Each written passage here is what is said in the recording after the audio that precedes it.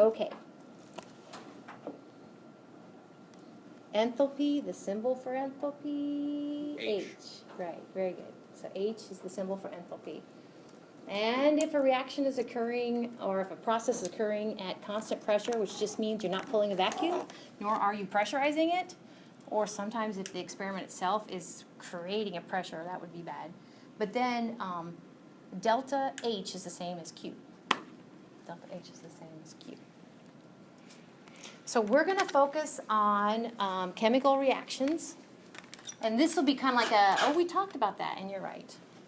So we talked about chemical reactions or processes that were endothermic. Endo, think in. So in this case, we have to add energy in order for the reaction to occur, to what we say proceed. I like that. Proceed from left to right, from reactants to products. Okay, so actually, if that's the case, we could go ahead and say reactants plus heat or thermal energy. Only in the presence of heat can those reactants proceed to form products. So go ahead and put it as a reactant. Okay, so that's legitimate. The other things we said, well, we didn't say this. But I've grown quite fond in my older age of these energy diagrams. They are kind of cool. And we'll see more energy diagrams. But what they are is along the y-axis is energy, and along the x-axis is time. Okay? And so it goes like this. This says that the product's final state are at a higher overall energy. So here we go. I'm going to find my products, so it's going to be downwind time-wise. So this is my products. I'll put P for products. Okay? And here are my reactants. So basically, for a energy diagram, it would look something like, we'll talk more about the details, but it would go like this. Okay? And the change in energy is going to be this right here. Let's see, what color should I pick? This right here, if you basically do a little bar here, that is the delta H of your reaction. So the products have more energy than the reactants. And we said that that would be a positive delta H, positive Q. Positive delta T, right? Okay, that was endothermic. Exothermic, think exit, exothermic. Okay, so in this case, if we were going to go ahead and put it as like a chemical reaction, of course, if it's exothermic, we would put heat on the outside. Oh, okay. So exothermic will put heat on the product side. Okay, and let's take a quick look at what its energy diagram would look like. I might be butchering these energy diagrams. So again, we're going to put, for an energy diagram, we'll put energy along the y-axis, and we'll put time here. And like this says, for something that's exothermic, that means like it has less energy as a product than it did as a reactant. So literally, this is kind of what you have going on. And so in this case, as I've drawn it, if we want to find the change in the delta H for that reaction, that will actually just be the difference between those two values. That's your delta H. And it is going to be negative.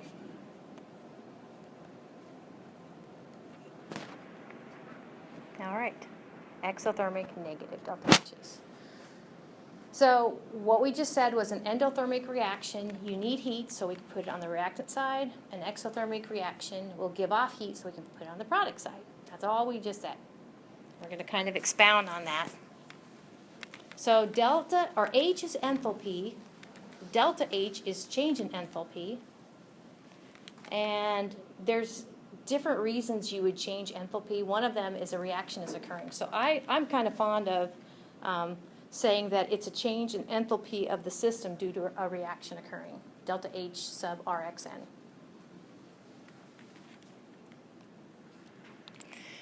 So in thermodynamics, now this is the first look at something that's just broadly important in thermodynamics. Sometimes you will see this, and we call it a knot. this little circle right here, and I would spell it K-N-O-T, okay? So I would say delta H naught, okay? That naught means standard conditions, okay? And standard conditions for thermodynamic problems, and I don't want to, where he's packing it back there. Standard conditions for thermodynamic problems are different than those for gases, and I don't want to throw anybody off, but Unit 5 in here, we are going to talk about gases, and it's slightly different. Standard conditions for thermodynamic problems, you have to have a temperature and pressure.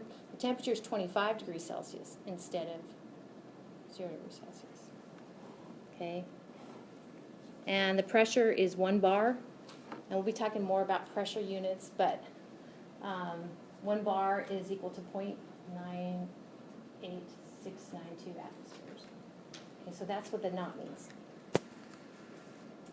Okay, so let's go ahead and talk about enthalpies of reactions, delta H's sub RXNs. Now you're going to hear me kind of just slip into, instead of enthalpy of reactions, I usually call them heats of reactions. I just do. Enthalpy of reaction, heat of reaction is the same thing. Okay? But the H does not stand for heat, it stands for enthalpy. So this actually is making water out of hydrogen and oxygen. It's a balanced equation up there at the top. And let's just say that they said, and this is true, you could look this up. You could look this up anywhere. You could Google it. If you are going to take 1 mole of H2, react it with 1/2 mole of O2 to form 1 mole of H2O, okay, it is an exothermic reaction, and it is going to release 241.8 kilojoules of energy. That's it. So what we could do then is to say, we could write it like this. Now, do you see where I emphasize the whole 1 mole, 1/2 mole, and 1 mole respectively? Because we're going to see that energies given for a chemical reaction, like heats of reactions, change in enthalpies of reactions, are for a specific balanced equation. That works. But usually instead, So this says, well, what if we scale it up? Because you know we can do anything, let's see, if you multiply all the coefficients by the same constant, you get another valid set of stoichiometric coefficients. So isn't that wonderful? If we were bothered by the 1/2 O2, we could multiply everything by 2. We get 2 moles of H2 react with 1 mole of O2 to form 2 moles of H2O. Does it not make sense that it's exothermic? Yep. And does it not make sense you get twice as much energy? That's exactly it. So that would be specific for that, with that set of stoichiometric coefficients. It's kind of cool. Kind of makes sense. So this is where I say, instead of, because that could get really confusing, if you put the heat of the reaction on the product side if it's exothermic, and you put the heat of the reaction on the reactant side if it's endothermic, that could be annoying.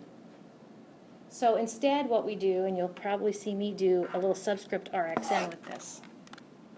Instead what we do is we say the heat of this particular reaction with this particular set of stoichiometric coefficients, 2 moles, 1 mole, and 2 moles, okay, is the heat of the reaction is negative 483.6 kilojoules. Or remember we talked about kind of logistics or whatever, semantics. You could say 483.6 kilojoules of energy are released, and it'd be the same thing. Okay? Makes sense. We just scaled it up. So there's one more rule that I need to talk to you about with regard to a tool that you can use for, ultimately we're going to play with something called Hess's law. So this is going to help you with Hess's law. So this is one little tool. So if you need a particular set of stoichiometric coefficients, okay, you could just scale up what you have and then scale up your delta H accordingly. So that's pretty cool. So here are some examples of that. If we refer to the first one, okay, if we multiply everything by 2, then actually we should say that 483.6 kilojoules go up by a factor of 2, and we do. Okay, so if instead of 2 moles, we have 4 moles of H2. Instead of 2 moles, 1 mole of O2, we have 2 moles of O2. If we form, instead of 2 moles of H2O, 4 moles of H2O, we should have twice as much energy released. That's totally it. Then the bottom one, and I think we've already looked at this, if you take the first equation, And you basically take that set of stoichiometric coefficients, divide them by 2, you get an alternate set of stoichiometric coefficients, but then you also have to divide the heat of the reaction by 2. So that's it. That's one tool. The other tool goes like this. So what if instead of making H2O, what if we were breaking H2O down? Okay. So instead of energy being released, energy is going to be required. And you're totally right if that's what you think it is. So instead of being exothermic, this darn thing is endothermic.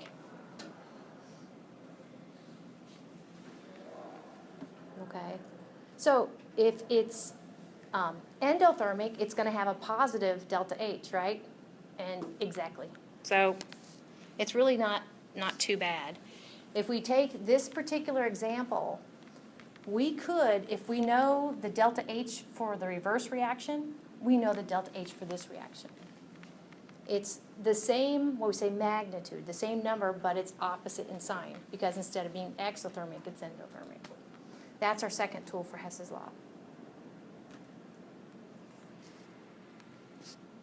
Okay, so the two tools we looked at, and it is, when we do Hess's law, to me, it's very much like playing puzzle, where you look at the things you have to work with, and you're like, you turn this one here, and you're like, no, that wasn't it.